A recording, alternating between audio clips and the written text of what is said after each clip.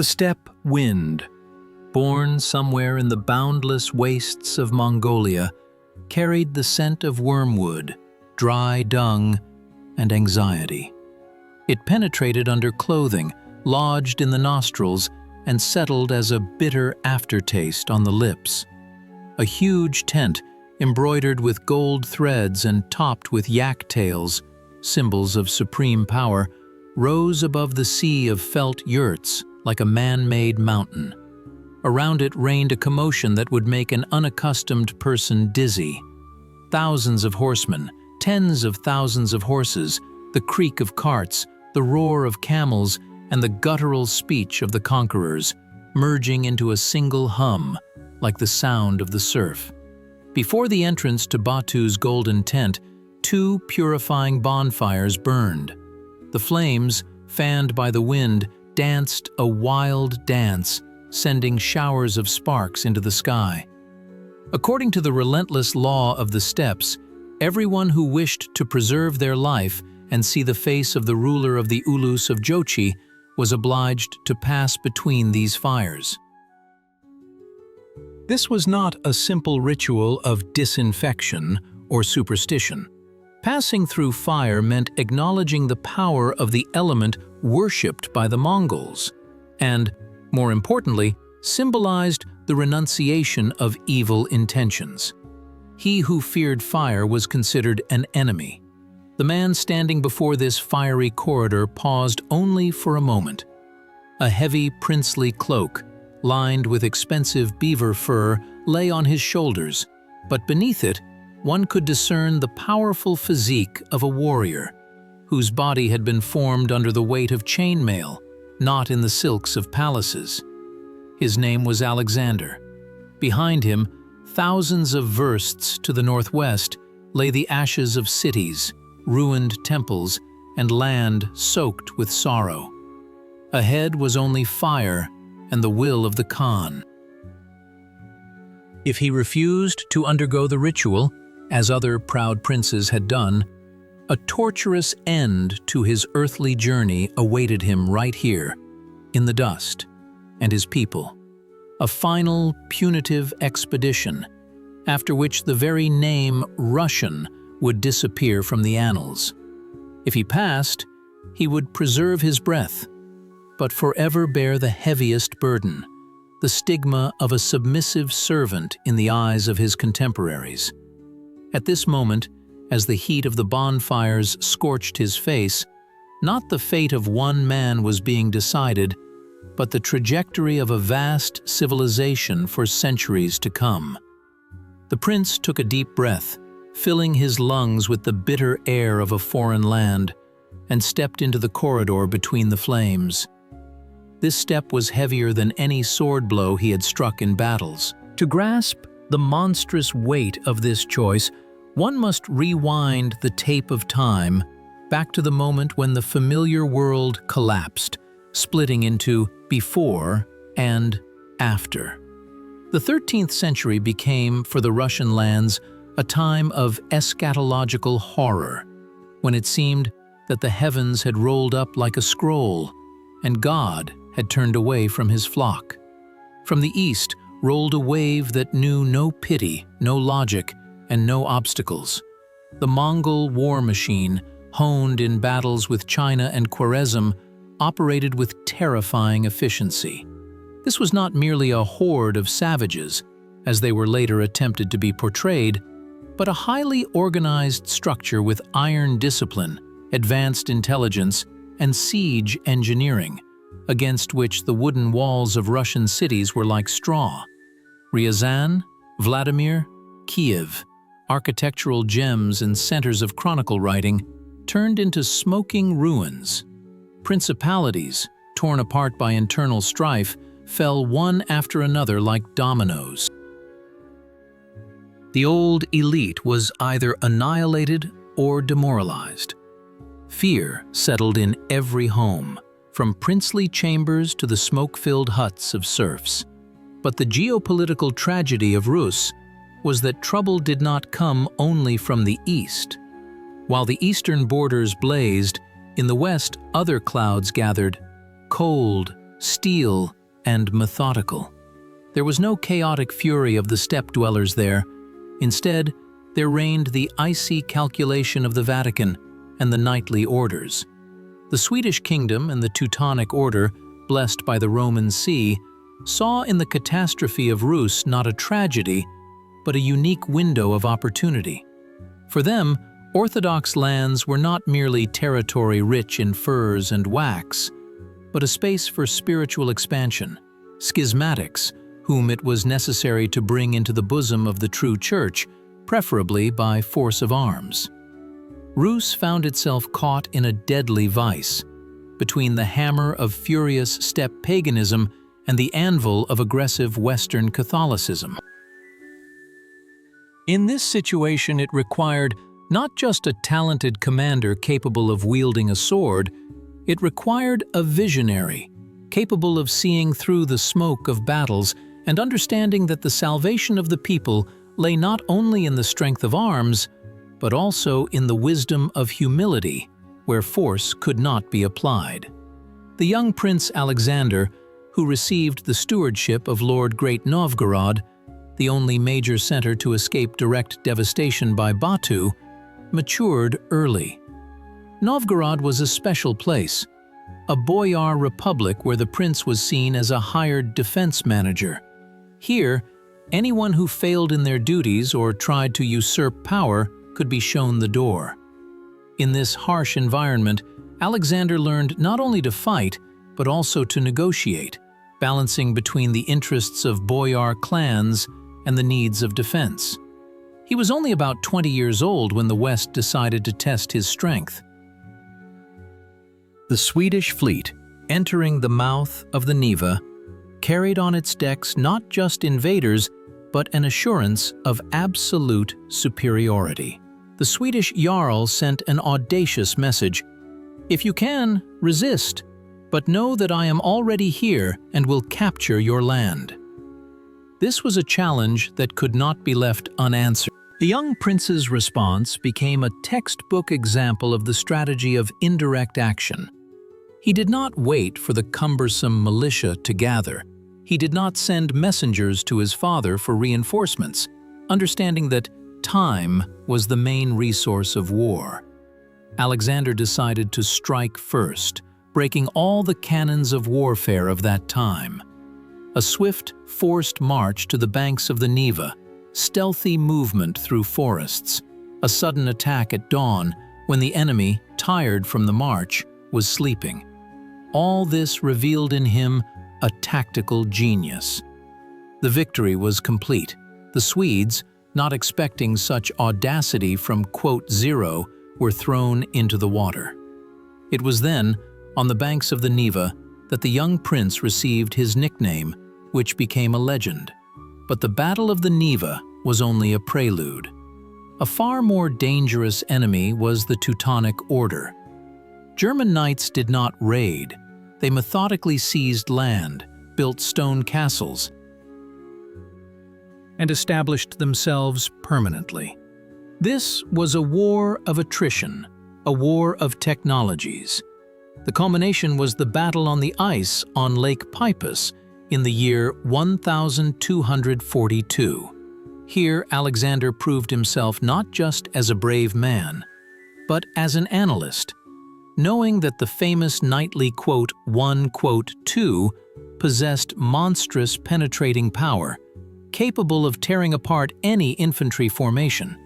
He used the landscape as an ally: fragile spring ice, a slippery surface, the impossibility of maneuvering for heavy cavalry. All these became elements of his plan. He allowed the knights to get bogged down in the center and then closed the pincer movement with flanking attacks. This was a triumph of intellect over brute force. Western expansion choked. And here, at the peak of his glory, when the people were ready to carry the victor on their shoulders, Alexander faced the main paradox of his life. He looked to the east and understood a chilling truth. Victory there was impossible. The arithmetic of war was merciless. If in the West he fought with limited contingents, Then, in the east, stood an empire capable of fielding hundreds of thousands of horsemen. Any open resistance to the Horde meant not a military defeat, but the physical disappearance of the Russian ethnos. And here, a figure enters the scene, without whom it is impossible to understand Alexander's tragedy, his own brother Andrei. Andrei Yaroslavich was the complete opposite of Alexander. Fiery, impetuous, craving glory, he embodied the archetype of a romantic hero. Andrei could not and would not reconcile himself to humiliation. Better to flee to foreign lands than to befriend the Tatars and serve them. These words of his brother burned Alexander's heart. Andrei proposed a seemingly logical and noble path: to conclude an alliance with the West, accept the royal crown from the Pope, unite with Daniel of Galicia, and give the Horde a general battle. Europe promised help. The Pope sent bulls full of flattery, calling the Russian princes dear sons. It was a tempting path, a path of beautiful struggle, a path of knightly honor. The conversations between the brothers must have been difficult and full of bitterness. Alexander, with the cold mind of a statesman, saw what Andrei refused to see. He understood the true cost of Western promises. The West had no intention of saving Rus selflessly. The price of aid was clearly stated: abandonment of orthodoxy, union with Rome, complete spiritual subjugation. For Alexander, this was unacceptable. He realized that a people is not just blood, but also spirit, culture, faith. To change faith meant to lose identity, to cease being Russian, to dissolve into the Western world, becoming second-class citizens. The second part of Alexander's argument was even more pragmatic. The Horde, for all its monstrous cruelty, was absolutely indifferent to matters of religion. The Mongol law of Yasa prescribed respect for all gods and not harming clergy. The Khans needed silver, recruits, and obedience, but they cared absolutely nothing about how or to whom their subjects prayed. The Horde takes the body but leaves the soul. The West, however, wants to take the soul. This conclusion became the foundation of all Nevsky's policies. Andrei did not hear this. He chose rebellion. In 1252, Andrei, uniting with Daniel of Galicia, refused to go to the Horde and stopped paying tribute. Karakorum's reaction was instantaneous and terrible. A punitive army led by Nevrui moved into Rus. The _1_ swept like a fiery whirlwind through lands that had only just begun to recover. Andrei's retinue was defeated, and he himself, saving his life, fled to Sweden, to those very enemies his brother had crushed on the Neva. Alexander's prediction came true with terrifying accuracy.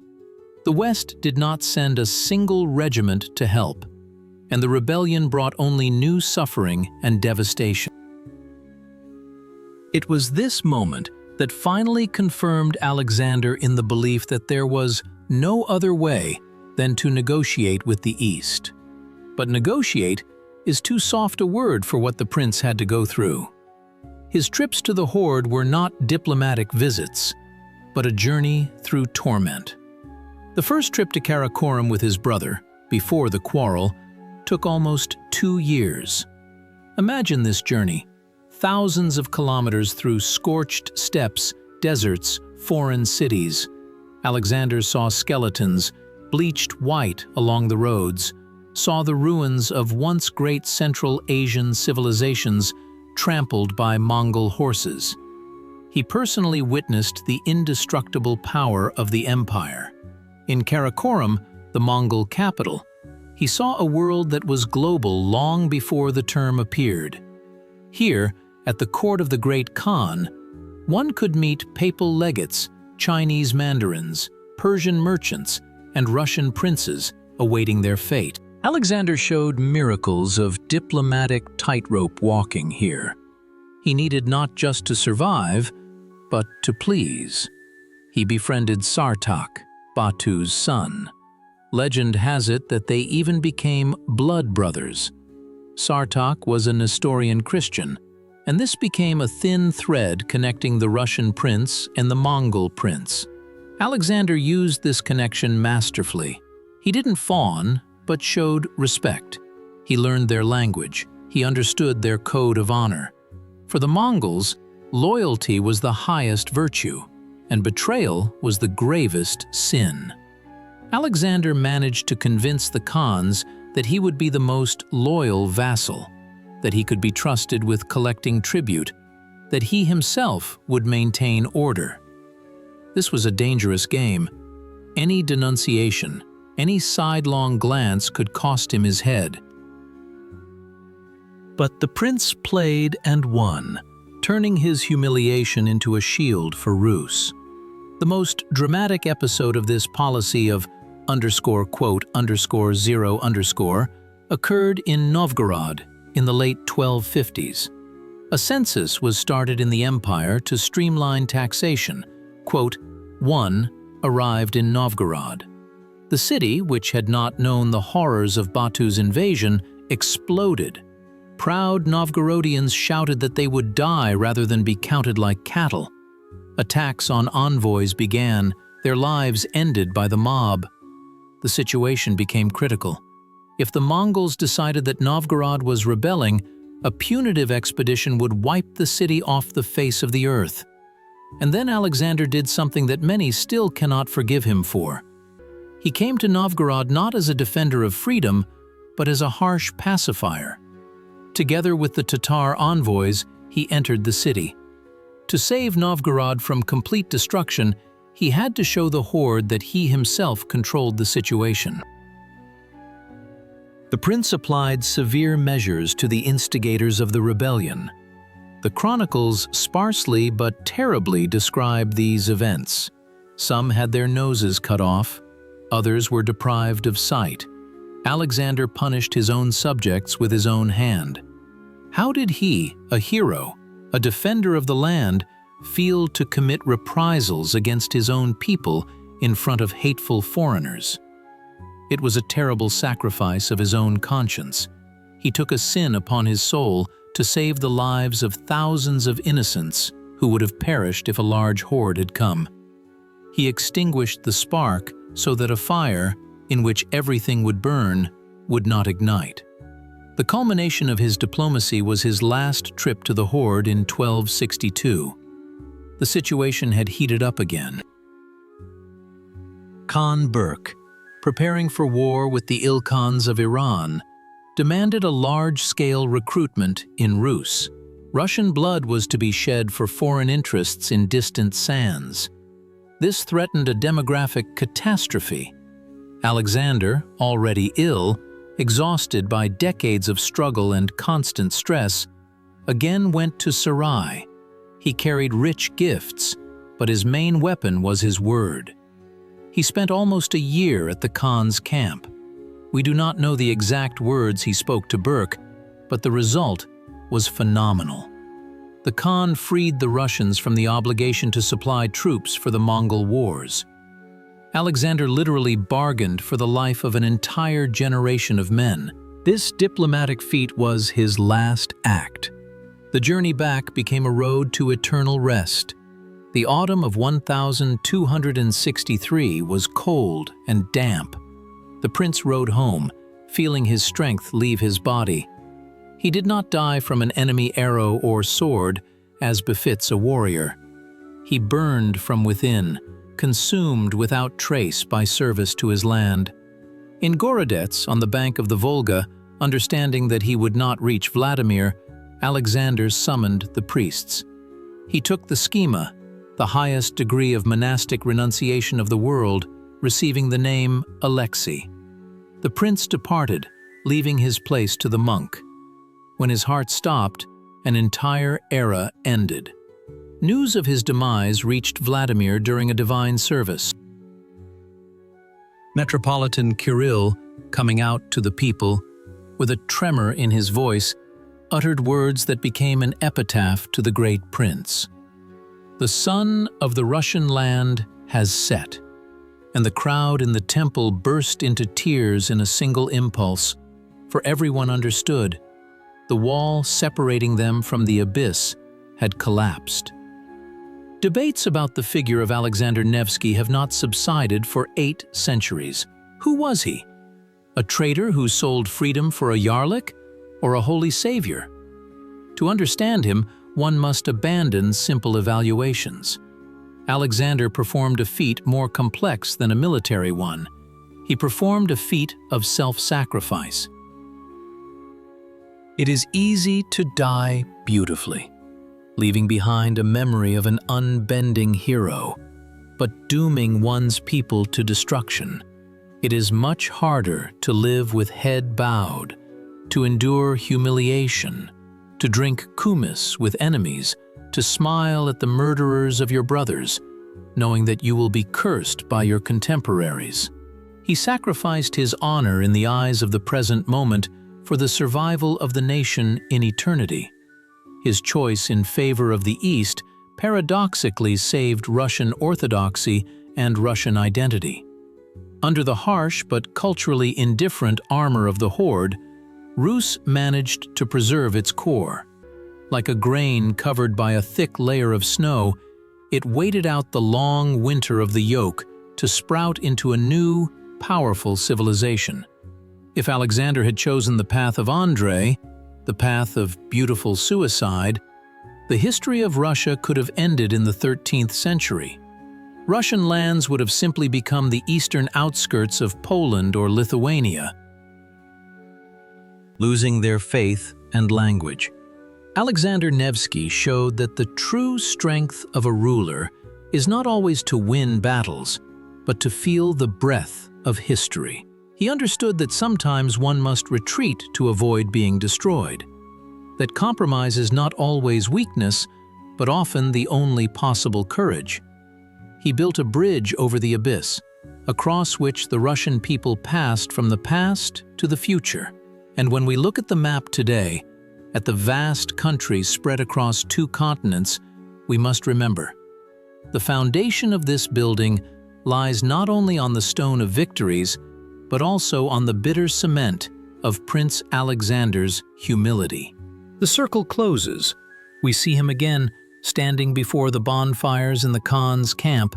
He takes a step forward through the heat, and in this step lies the entire essence of his destiny: to burn as a proud prince, only to be reborn as an eternal guardian.